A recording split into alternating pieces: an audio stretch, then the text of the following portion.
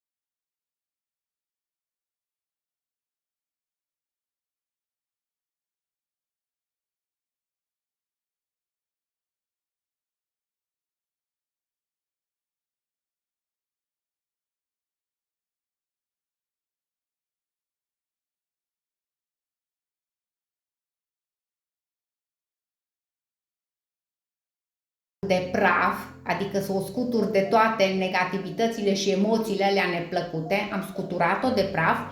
și am adus-o și am pus-o aici lângă mine, Patricia, să fim o echipă, ca mai departe să putem împreună să ne scriem viitorul curate. E ca și cum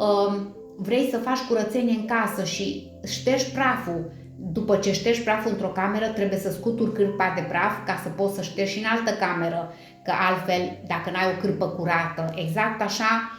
și eu o trebuie să mă curăț ca să pot să mă duc în viitor curată și